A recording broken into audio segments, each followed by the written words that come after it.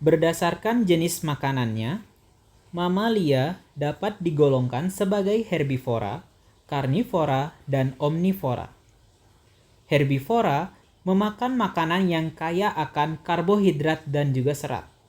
Sedangkan karnivora memakan daging sehingga lebih rentan untuk terserang patogen yang menyerang sesama hewan. Perlu diingat lagi kalau patogen itu merupakan suatu substansi atau suatu makhluk yang menyebabkan penyakit pada makhluk hidup yang lain. Kondisi ini mengharuskan sistem pencernaan dari karnivora memiliki kemampuan untuk membunuh patogen yang lebih baik dibandingkan dengan hewan herbivora. Di sisi lain, herbivora harus memiliki sistem pencernaan yang memungkinkannya mencerna makanan yang kaya akan serat dan karbohidrat.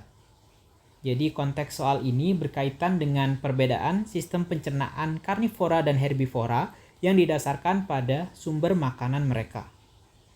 Kita masuk ke pernyataannya. Yang pertama, saliva yang kaya akan amilase ditemukan pada herbivora namun tidak pada karnivora. Pernyataan ini benar. Kita lihat alasannya. Karena di sini amilase yang akhirannya ada ase-ase itu biasanya merupakan suatu enzim yang fungsinya dalam hal ini adalah untuk mencerna amilum atau pati yang merupakan suatu senyawa gula kompleks pada tumbuhan. Dan karena herbivora yang memakan tumbuhan, tentunya salivanya akan kaya akan amilase dibandingkan dengan hewan karnivora. Jadi untuk pernyataan yang pertama jawabannya benar. Yang kedua, meski sama-sama asam, pH lambung hewan karnivora lebih tinggi dari hewan herbivora. Di sini jawabannya salah. Yang pertama-tama kita mesti tahu dulu batasan pH asam dan basa itu bagaimana. Jadi secara umum, pH asam dan juga basa itu batasannya adalah di angka 7.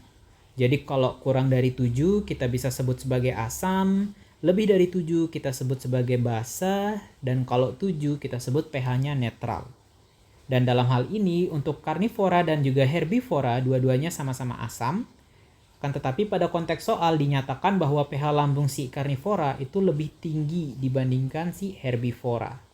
Dan di sini salah karena seharusnya pH lambung hewan karnivora itu lebih rendah atau lebih asam dibandingkan dengan hewan herbivora. Kita balik lagi ke konteks soalnya. Di sini dinyatakan bahwa si hewan karnivora itu dia lebih rentan untuk terserang patogen karena makanannya daging. Sehingga diperlukan sistem pencernaan yang memiliki kemampuan untuk membunuh patogen yang lebih baik dibandingkan herbivora. Yang dimana semakin asam pH suatu lambung pada hewan ataupun manusia juga bisa, maka kemampuannya dalam mengeliminasi patogen penyebab penyakit, khususnya yang berasal dari makanan itu akan lebih tinggi. Sehingga pH lambung pada hewan karnivora itu akan lebih rendah atau lebih asam dibandingkan dengan hewan-hewan herbivora. Jadi jawabannya salah. Seharusnya pH-nya lebih rendah atau lebih asam. Kita lanjut ke pernyataan yang ketiga.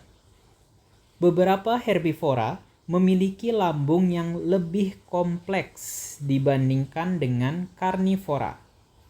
Kita lihat di sini kita masuk ke materi terkait dengan modifikasi sistem lambung hewan ruminansia, atau mungkin kalian bakal lebih akrab dengan istilah hewan pemamah biak.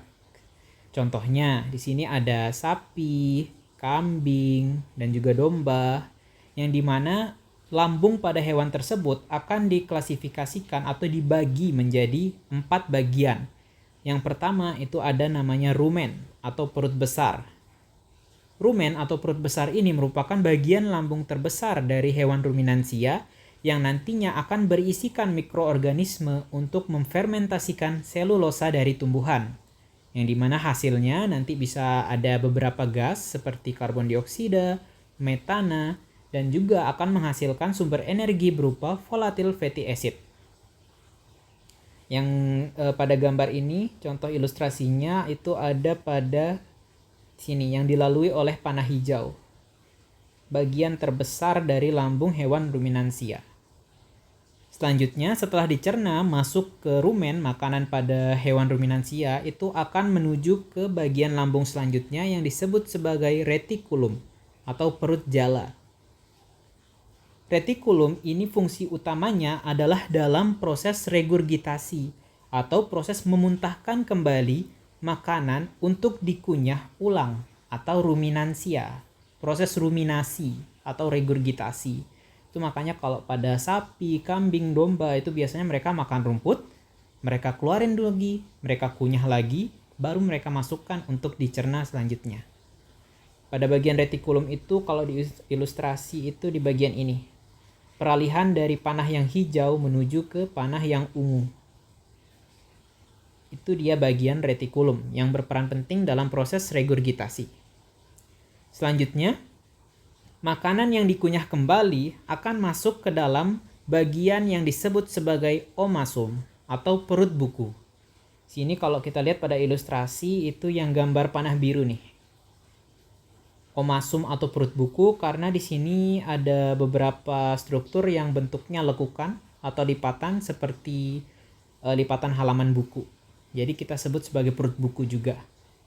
Bagian omasum yang fungsi utamanya adalah dalam proses penyerapan kembali air, elektrolit, dan volatil fatty acid yang belum diserap pada bagian sebelumnya.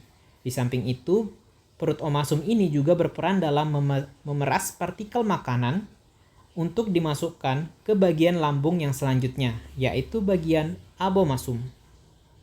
Abomasum atau perut sejati yang warna hitam ini panahnya merupakan bagian lambung sejati pada hewan ruminansia. Jadi dia yang fungsinya itu mirip dengan fungsi lambung pada umumnya, yang dimana akan menghasilkan enzim HCl atau getah lambung yang berperan dalam proses pencernaan secara kimiawi nantinya, serta membunuh beberapa patogen yang ada pada makanan.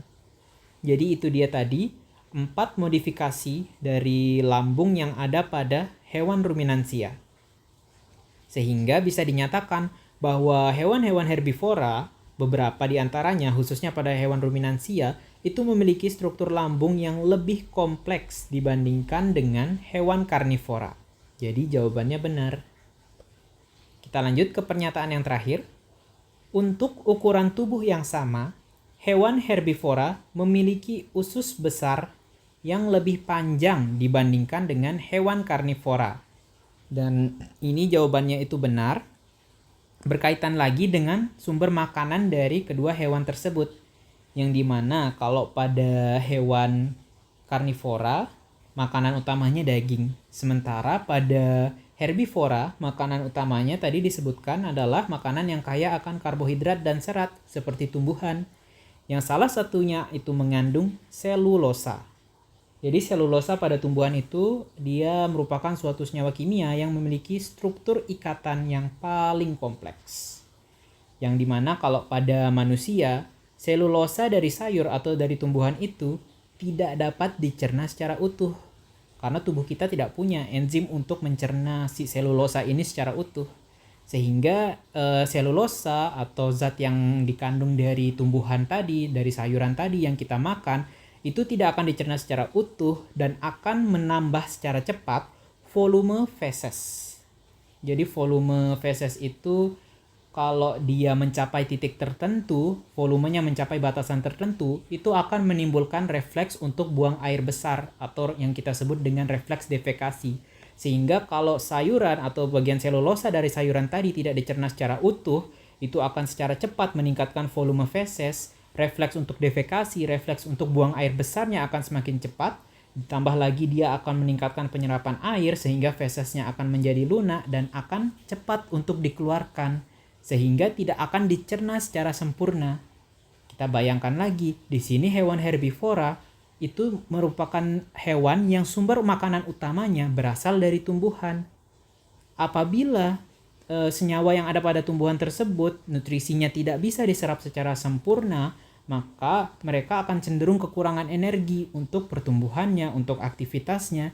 Makanya di sini mereka akan memiliki modifikasi berupa usus besar yang lebih panjang dibandingkan hewan karnivora, sehingga untuk perjalanan makanan tadi akan lebih panjang sehingga memiliki waktu yang lebih banyak untuk diserap secara maksimal oleh usus tadi.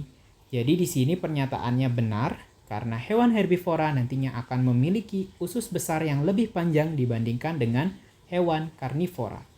Jawabannya benar.